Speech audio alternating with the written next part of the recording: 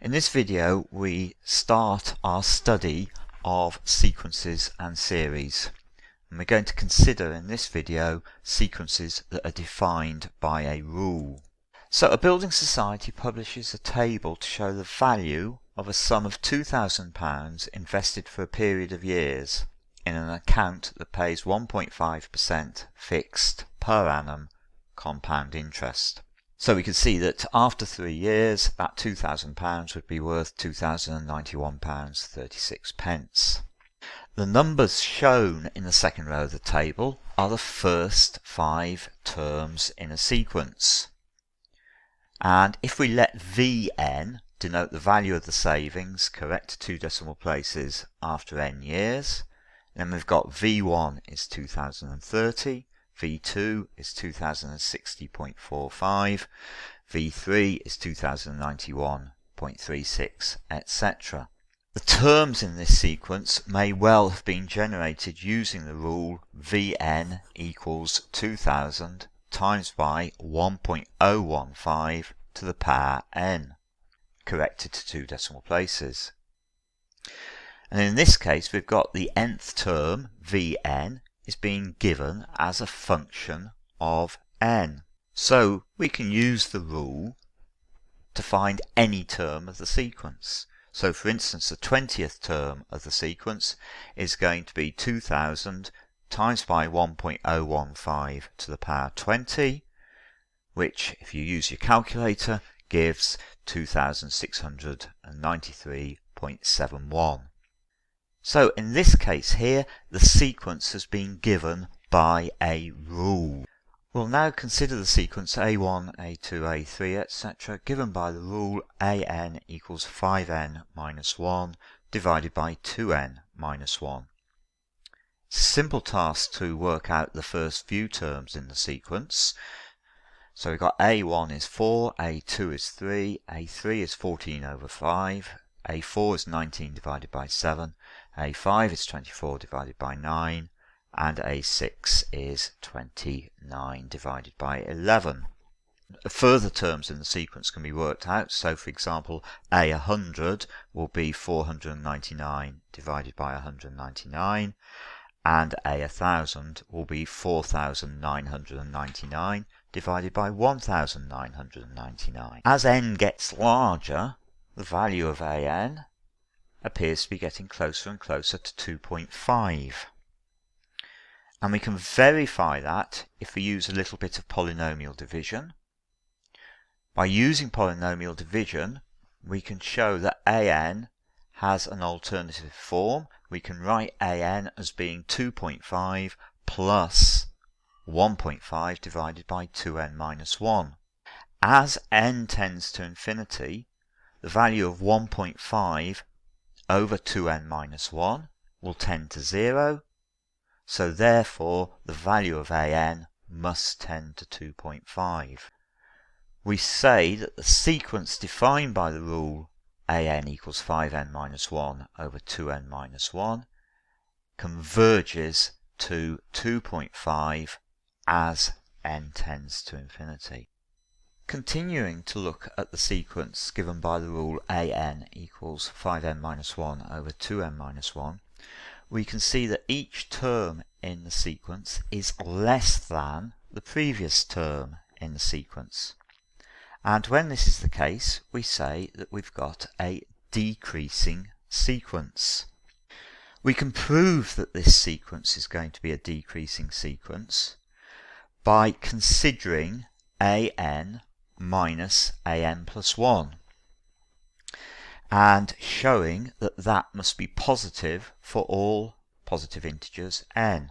Now we do need a little bit of algebra for this, so an minus an plus 1 is the fraction 5n minus 1 divided by 2n minus 1. Take away the fraction 5 lots of n plus 1 minus 1 over 2 lots of n plus 1, take away 1. In other words, we've got 5n minus 1 divided by 2n minus 1, take away 5n plus 4 divided by 2n plus 1. When we're taking away two fractions, we need to move to a common denominator. the common denominator is 2n minus 1 times by 2n plus 1. So we can say that an minus an plus 1 is this rather nasty single fraction. Multiplying out the brackets on the top, we have 10n squared plus 3n minus 1, take away 10n squared plus 3n minus 4 as the numerator of our fraction, which of course simplifies to just 3 as the numerator over the denominator 2n minus 1, 2n plus 1. And since n is a positive integer, 3 divided by 2n minus 1 times 2n plus 1 must be positive. This has given us a formal proof that the sequence an is a decreasing sequence. So putting the results of these last two pages together, we now know that the sequence given by the rule an equals 5n minus 1 divided by 2n minus 1 is a decreasing sequence that converges to 2.5 as n tends to infinity. Now let's look at a second sequence, and this sequence is going to be the sequence u given by the rule un equals 6n squared minus 1 divided by 2n minus 1. Working out the first few terms in the sequence gives me u1 is 5, u2 is 23 over 3 or roughly 7.67, u3 is 53 over 5 or 10.6, and u4 is 95 over 7, which is 13.57. u10 is 599 over 19, or roughly 31.5, and u100 is somewhere around about 301.5. u1000 is 5,999,999 divided by 1,999, or roughly 3001.5. So as n gets larger, the value of un appears to be getting larger and larger without a finite limit. We say that as n tends to infinity, un also tends to infinity. And we can prove that using a little bit of polynomial division again. Using polynomial division, we can show that an alternative form for un is the expression 3n plus 1.5 plus 0.5 divided by 2n minus 1. And as n tends to infinity, un clearly tends to infinity, because un is going to be approximately 3n plus 1.5 for large values of n. Furthermore, each term in the sequence appears to be greater than the previous term of the sequence. And when this is the case, we say that we have an increasing sequence. It's left to you as a challenge to prove that it is an increasing sequence, and to do that we need to show that un plus 1 take away un is always going to be positive for all positive values of n. So the sequence defined by the rule un equals 6n squared minus 1 divided by 2n minus 1 is an increasing sequence which diverges to infinity as n tends to infinity.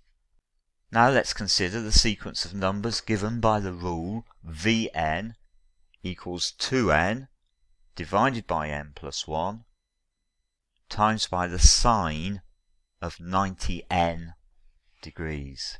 We can look at some values of vn, and from these values of vn that we've got listed here, we can see that the sequence does not converge to a limit as n tends to infinity, neither does it diverge to either plus infinity or minus infinity. Instead, what seems to be happening is that the sequence is cycling through four values which are close to 2, then 0, then close to minus 2, and then 0 again.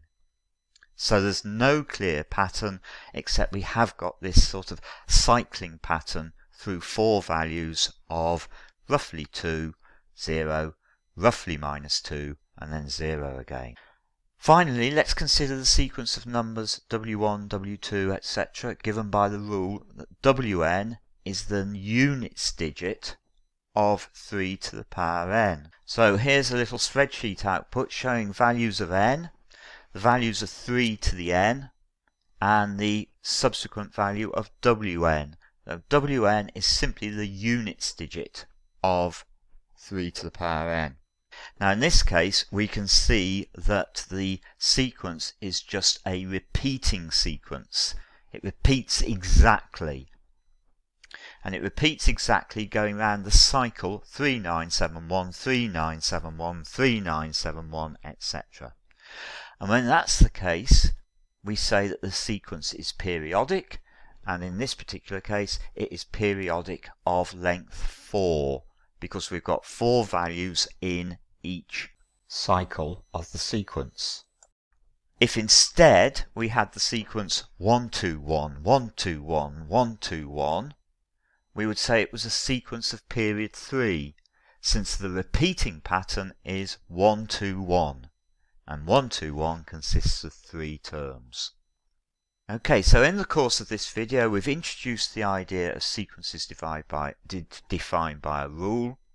We've talked about convergence of a sequence, we've talked about divergence of a sequence, and we've talked about periodic sequences.